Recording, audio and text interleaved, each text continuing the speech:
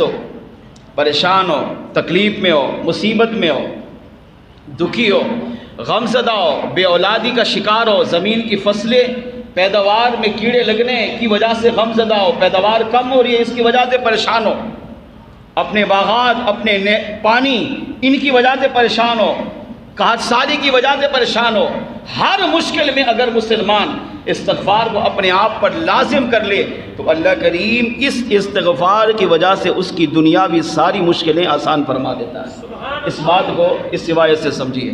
مولا علی مشکل کشا رضی اللہ تعالیٰ عنہ سے بھی یہ روایت مروی ہے، اور امام حسن بصری رحمۃ اللہ تعالیٰ علیہ سے بھی روایت مروی ہے۔ دونوں کا مفہوم ایک ہے، میں دونوں کو ملا کر عرض کرتا ہوں۔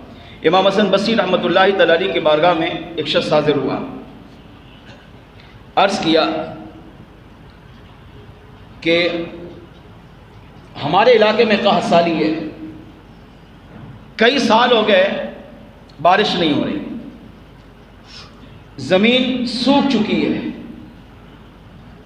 پیداوار نہیں ہو رہی، انتہائی پریشانی کے عالم میں انسان جانور پانی کے لیے ترس گیا ہے۔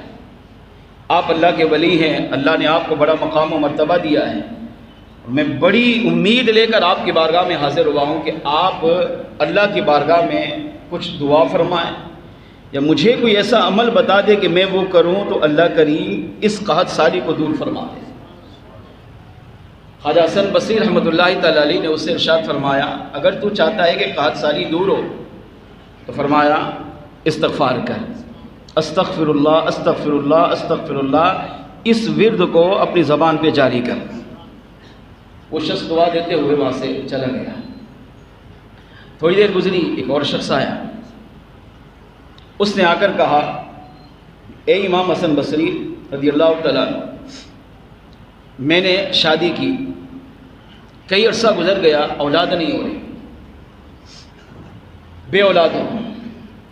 میری زوجہ جب اپنے رشتہ داروں کے ہاں جاتی ہے، سہیلیوں کے ساتھ جاتی ہے، بیٹھتی ہے، بات چیت ہوتی ہے، تو کچھ سہیلیاں ان کو تانا مارتی ہیں، جیسے آج کل ہمارے یہاں کہ اولاد نہیں ہو تو ایک سال گزرنے کے بعد پھر تان و تشریح شروع ہو جاتی ہے، اور اس دلہن کا جینا حرام کر دیا جاتا ہے۔ جہاں جاؤ اولاد کا تانا، جہاں جاؤ اولاد کا تانا، یا تو تم میں خامی یا تمہارے شوہر میں خامی۔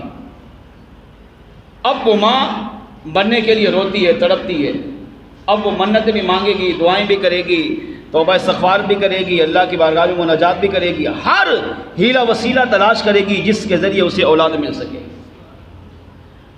عرض کیا کہ سہیلیاں تانے مارتی ہیں، زوجہ گھر پہ آ کے روتی ہے، مجھ سے برداشت نہیں ہوتا۔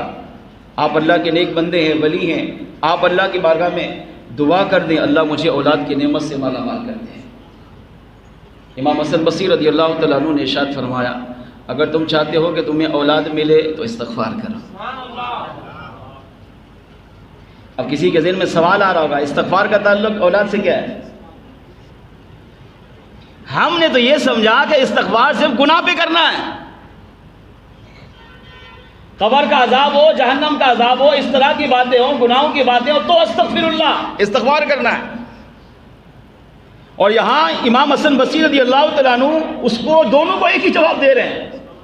پہلے نے کہا قحط سالی ہے، بارش نہیں ہو رہی، تو آپ کو یا دعا کریں یا وظیفہ دیں۔ فرمایا دعا کروں گا لیکن وظیفے پر عمل کر۔ کیا وظیفہ؟ فرمایا استغفار کر۔ اب آپ کے خلفاء، آپ کے شاگرد، وہ بھی آپ کی بارگاہ میں موجود تھے، ان کو بھی بڑی حیرت ہو رہی تھی کہ یہ کیا ہو گیا، سائل الگ الگ آ رہے ہیں اور جواب سب کو ایک ہی مل رہا ہے۔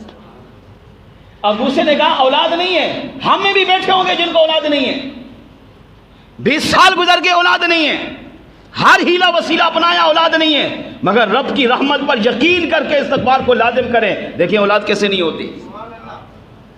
اگر یہ باتیں معاذ اللہ جھوٹی ہوتی تو ہمارے بزرگوں نے، ہمارے اسلاف نے آگے کیوں بیان کی؟ اور اگر پہلی ہم روایت کو لیں تو یہ بات تو خود مولا مشکل کشا نے بیان کی ہے۔ تو مولا مشکل کشا علی المرتضیٰ کی زبان سے تو غلط جملہ نکل ہی نہیں سکتا۔ انا مدینۃ العلم وعلی بابها، مولا علی رضی اللہ تعالیٰ عنہ سے بہتر قرآن کی تفسیر کون کرے گا؟ سیم دونوں کی روایت ایک ہی ہے۔ وہاں بھی شخص گیا، کہا 7 سال ہی ہے، بارش نہیں مل رہی۔ اب کیا سمجھتے ہیں مولا علی اگر ہاتھ اٹھاتے تو کیا بارش نہیں ملتی؟ مگر آپ نے فرمایا استغفار کر، بارش ملے گی۔ وہ گیا استغفار کیا، بارش ملی۔ دوسرا شخص مولا علی کی بارگاہ میں پھر آیا، اس نے کہا میں کئی سال ہو گئے بے اولاد ہوں، اولاد نہیں ہو رہی، لوگ تانے مارتے ہیں، زوجہ روتی ہے، میں برداشت نہیں کر پاتا، آپ مولا علی دعا کریں۔ فرمایا اولاد چاہتا ہے استغفار کر۔ اب آپ بولو استغفار کا تعلق اولاد سے کیا ہے؟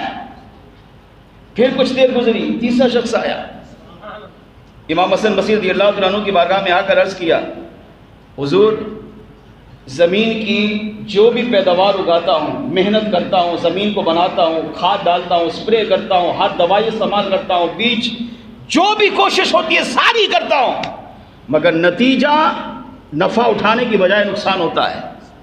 کیا آج کا زمیندار کو یہ مسئلہ درپیش نہیں ہے؟ کسی کے بعد عشر لینے جاؤ، دعوت سامی والے آئے بھائی عشر دے دو، کہتا ہے میں تو خود ہی رو رہا ہوں، عشر کہاں دے دوں؟ بھائی زمین کی پیداوار سے 10واں حصہ نکالو، کہتے ہیں پیداوار ہوئی نہیں ہے، الٹا نقصان ہوا ہے، اتنا خرچہ ہوا اس سے آدھا بلکہ اس سے دگنا تو نقصان ہوا ہے، اب کہاں سے عشر نکالو؟ بے برکتی، تنگ دستی، حالانکہ زمین سے نکلنے والی چیز ہوتی ہی بابرکت ہے۔ کیوں؟ کیونکہ رب نے اس کو اگایا ہے۔ اس نے کہا جو بھی زمین میں بوتا ہوں، جو خرچ کرتا ہوں، اس سے ڈبل نقصان ہوتا ہے، زمین کی فصل برباد ہو جاتی ہے۔ آپ دعا فرمائیں اللہ کریم مجھے بابرکت رزق عطا فرمائے، جو فصل اگاؤں اس سے رزق اچھا ملے۔ فرمایا استغفار کر۔ اور سیم یہی روایت مولا علی کے پاس بھی وہی تیسرا شخص آیا اور اس نے آ کر یہی زمین کا رونا رویا، جو فصل اگاتا ہوں برباد ہو جاتی ہے۔ آپ نے فرمایا فصل میں برکت چاہتا ہے استغفار کر۔ یہ چلا گیا، تھوڑی دیر بعد ایک اور آ گیا،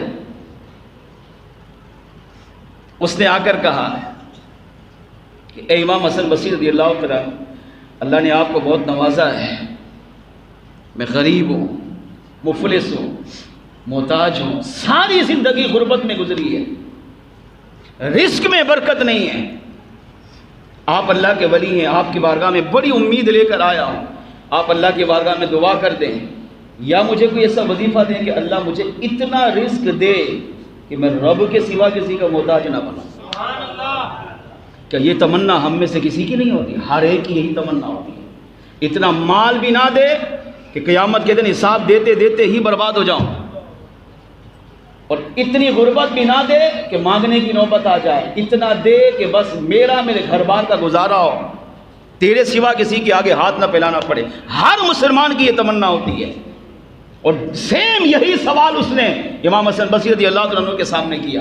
آپ نے فرمایا کہ غربت سے مالداری چاہتا ہے، اتنا مال کہ تجھے ہاتھ نہ پھیلانا پڑے؟ کہا ہاں۔ فرمایا استغفار کر۔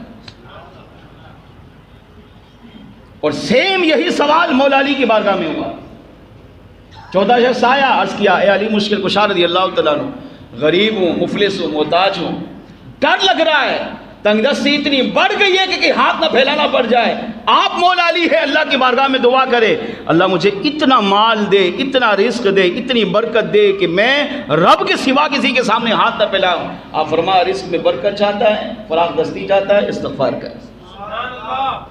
اب دونوں روایتوں کا خلاصہ کیا نکلا؟ سوال آئے 4 اور جواب کیا ملا؟ 1۔ پہلے نے رونا رویا، بارش نہیں ہو رہی، آپ نے فرمایا استغفار کر۔ دوسرا آیا، اس نے کہا بے اولاد ہوں، اولاد چاہیے، آپ نے فرمایا استغفار کر۔ تیسرا آیا، اس نے کہا غریب ہوں، مالداری چاہیے، فرمایا استغفار کر۔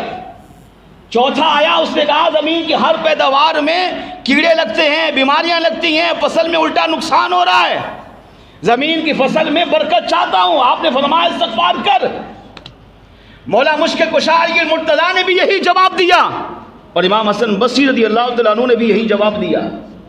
فرمایا جو جواب مولا علی کا وہی جواب میرا۔ اب یہ چاروں چلے گئے، سوال 4 ہے، جواب چاروں کا ایک ہے۔ اب وہ وہاں جو حاضرین بیٹھے ہوئے تھے انہوں نے مولا علی رضی اللہ تعالیٰ عنہ سے پوچھ لیا، کسی نے عرض کیا اے علی مشکل کشا رضی اللہ تعالیٰ عنہ، چاروں سوال الگ الگ ہیں تو جواب بھی تو الگ الگ ہونے چاہیے۔ مگر آپ نے چاروں کا جواب ایک ہی دیا ہے. تو مولا علی رضی اللہ تعالیٰ عنہ سے بڑھ کر قرآن کو کون سمجھے گا؟ میرے آقا صلی اللہ تعالیٰ علیہ وسلم کا، بلکہ خود مولا علی رضی اللہ تعالیٰ عنہ کا اپنا فرمان ہے.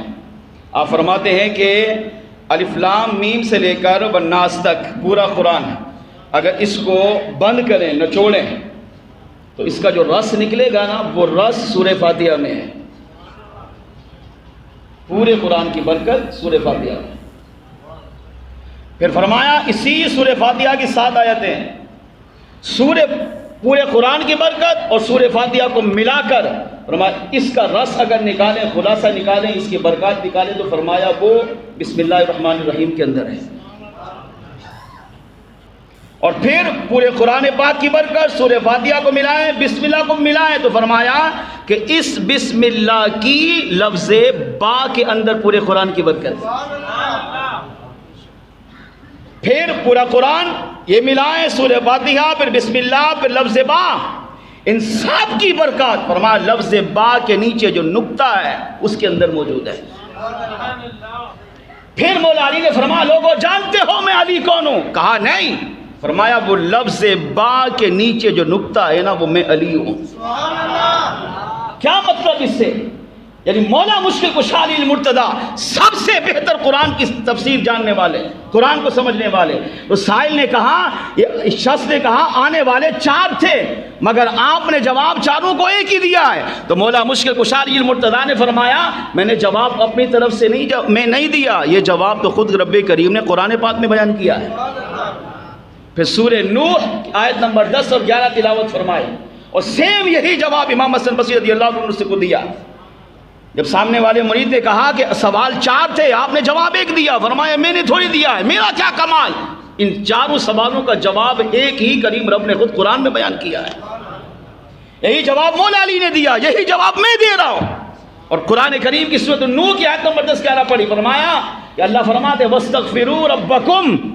ہمارا ایمان کمزور ہے، ان لوگوں کا ایمان کمزور نہیں تھا، ان کو رب پہ کامل یقین اور بھروسہ تھا. اللہ کے ایک ایک لفظ پر، اس کے ایک ایک آیت کے ترجمے اور تفسیر پر ان کا کامل بھروسہ تھا. اسی وجہ سے اللہ انہیں رزلٹ فوراً ہی عطا فرماتا تھا، انہیں اس کی برکتیں فوراً ملتی تھی. ہمارا عقیدہ، ہمارا ایمان کمزور ہونے کی وجہ سے پڑھتے ہیں تو دماغ میں ہوتا ہے پتہ نہیں ملے گا کہ نہیں، پتہ نہیں فائدہ ہوگا کہ نہیں. پھر فائدہ کیسے ہوگا؟ رب پر کامل بھروسہ کر کے اپنے بزرگان دین کے نقش قدم پر چل کر ایمان کو کامل کر کے پڑھ کے دیکھیں. اللہ کریم ان کے صدقے کیسے ہمیں بھی ہماری پریشانیاں دور کر کے اس کی برکتیں ہمیں بھی عطا فرمائے گا. اللہ فرماتے وَاسْتَغْفِرُوا رَبَّكُمْ، اپنے رب سے بخشش کا سوال کرو. إِنَّهُ كَانَ غَفَّارًا، بے شک وہی بخشنے والا مہربان ہے.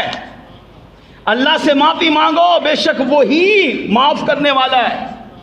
پھر فرمایا اللہ نے اسی آیت کریمہ میں بیان کیا وَيُمْدِدُكُمْ بِأَمْوَالٍ. اب پہلے اللہ نے کیا بیان کیا؟ وَاسْتَغْفِرُوا رَبَّكُمْ، اللہ کی بارگاہ میں بخشش مانگو، استغفار کرو.